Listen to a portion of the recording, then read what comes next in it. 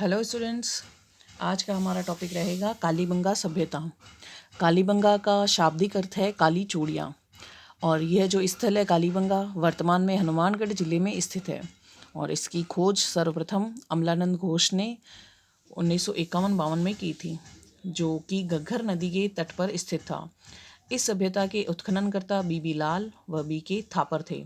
इस सभ्यता से सर्वप्रथम खेत को जोतने के साक्ष्य मिले हैं। डॉक्टर दशरथ शर्मा ने कालीबंगा सभ्यता को सिंधु सभ्यता की तीसरी राजधानी कहा है, क्योंकि इस सभ्यता में सिंधु सभ्यता के समान पुरातात्विक स्रोत मिले हैं, जैसे युग्म शवाधान, अग्नि वेदिकाएं, मोहरे, ऊंट के साक्ष्य, व्याघ्र यानी बाघ का अंकन मिलता है। तो एग्ज़ाम के पॉइंट ऑफ व्यू से अगर आपके क्वेश्चन आता है कालीबंगा पर टिप्पणी लिखिए, तो हमें यहाँ तक का डिटेल लिखना है। और अगर एग्ज़ाम में पूछा जाता है कालीबंगा की विशेषताओं के बारे में बताइए, तो विशेषताएं से संबंधित आंसर हम यहाँ से शुरू करेंगे। विशेषताएं जिसमें पूर्व हड़प्पा सभ्यता से भी संबंधित कालीबंगा में कुछ विशेष अवशेष मिले हैं, इसी कारण इसे पूर्व हड़प्पा सभ्यता से भी पूर्व का माना जाता है। तो कालीबंगा में प्राप्त अवशेषों की तरह हड़प्पा पूर्व की सभ्यता के अवशेष पाकिस्तान के कोट डिगी नामक स्थान से मिले हैं, जिसे पाकिस्तान के पुरातत्व विभाग ने कोट डिगी सभ्यता की संज्ञा दी है। यहाँ के पात्रों के डिज़ाइन भी कालीबंगा के पात्रों से काफ़ी समानता रखते हैं, जिसमें विशेषकर वह नमूना है जिसके कौर और स्कंद पर हल्की पतली व काली लकीरें हैं। सैंधव सभ्यता का प्राचीनतम स्वरूप विकसित अवस्था में आने से पहले वही रहा होगा, जो कालीबंगा और कोट डिगी नामक स्थानों पर हमें देखने को मिलता है। और इस प्रकार ये जो स्थल है या जो कालीबंगा के अवशेष मिले हैं, वह पूर्व हड़प्पा सभ्यता के माने जाते हैं।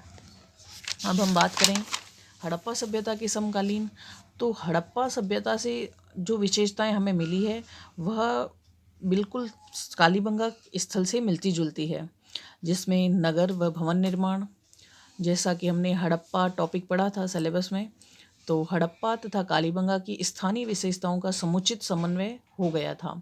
मकानों की कतारों के मध्य में सड़कें और गलियां जो एक दूसरे को समकोण पर काटती है।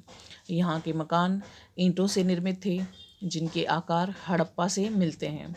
ईंटों पर मिट्टी के गारे का प्लास्टर कर दिया जाता था। यहाँ की खुदाई में ईंटें पकाने के भट्टे भी मिले हैं।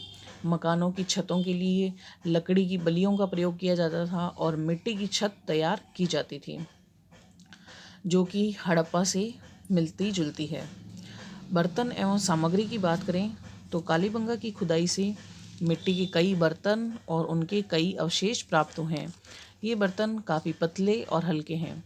इन्हें चाक पर बनाया जाता था, परंतु इन बर्तनों में सुंदरता एवं सुडौलता का सर्वथा अभाव पाया गया। बर्तनों का रंग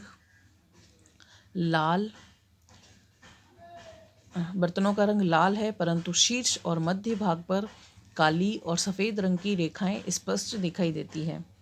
इन बर्तनों पर चौकोर, गोल, जालीदार, वृत्ताकार, घुमावदार, त्रिकोण एवं समानांतर रेखाओं द्वारा अलंकरण किया गया है। दुर्ग एवं भग्नावशेष की बात करें तो कालीबंगा की खुदाई में दुर्ग के भग्नावशेष भी प्राप्त हुए हैं। दुर्ग को पश्चिम टीले पर निर्मित किया गया। दुर्ग की आकृति समचतुर्भुजाकार थी। इस दुर्ग के परकोटे के निर्माण में ईंटों का प्रयोग किया गया। कालीबंगा में अग्नि वेदिकाएं प्राप्त हुई है, जो कि धार्मिक अनुष्ठान कराने के लिए बनाई गई थी। ये सभी विशेषताएं हमने हड़प्पा सभ्यता के अंतर्गत भी पढ़ी थी। जैसे हड़प्पा में हमने अग्नि वेदिकाएं देखी थी, दुर्ग को पश्चिम टीले पर देखा था। और इसके बाद बात करें तो दाह संस्कार कालीबंगा के दुर्ग से लगभग 300 मीटर की दूरी पर उत्तर पश्चिम में एक कब्रिस्तान भी मिला है, जैसा कि हमें हड़प्पा सभ्यता में देखा था, जिसे R37 कब्रिस्तान कहा गया था। कालीबंगा में 3 प्रकार से दाह संस्कार किया जाता था। पहला, आयताकार या आयताकार गर्तों में शव को सीधा लिटा देना, और दूसरा वृत्ताकार गर्तों में समाधान करना। तीसरा, आयताकार अथवा अंडाकार गर्तों में मृद भांड निक्षेप करना। दूसरा और जो तीसरे प्रकार का शवाधान है, इन्हें प्रतीकात्मक शवाधान भी कहा जाता है। प्रथम श्रेणी के शवाधान को कलश शवाधान भी कहा जाता है। और इस प्रकार जैसा कि हमने हड़प्पा सभ्यता में दाह संस्कार की विशेषताएं पढ़ी थी, वैसे ही कालीबंगा के शवाधान में मिलती है। और इसी के साथ हमारा कालीबंगा सभ्यता टॉपिक कंप्लीट होता है। अगर 2 नंबर का क्वेश्चन बनता है कालीबंगा सभ्यता से, तो वहाँ आपके इसके उत्खननकर्ता को बताना है और ये जो स्थल है किस नदी के तट पर है और कहाँ स्थित है। और अगर 5 नंबर का क्वेश्चन बनता है अगर कालीबंगा सभ्यता की टिप्पणी से संबंधित, तो आपको यह टिप्पणी बतानी है।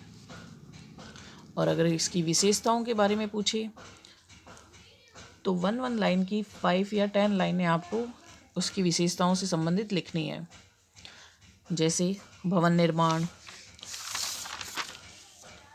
बर्तन एवं सामग्री, दुर्ग के भग्नावशेष या दाह संस्कार। इस प्रकार ये 4-5 पॉइंट आपके 5 नंबर के क्वेश्चन में बनते हैं।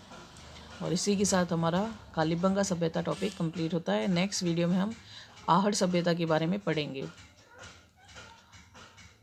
ये दोनों ही स्थल राजस्थान में स्थित हैं। हम राजस्थान से संबंधित ही सभ्यताओं का अध्ययन कर रहे हैं और नेक्स्ट वीडियो में हम आहड़ सभ्यता के बारे में पढ़ेंगे। तब तक के लिए धन्यवाद।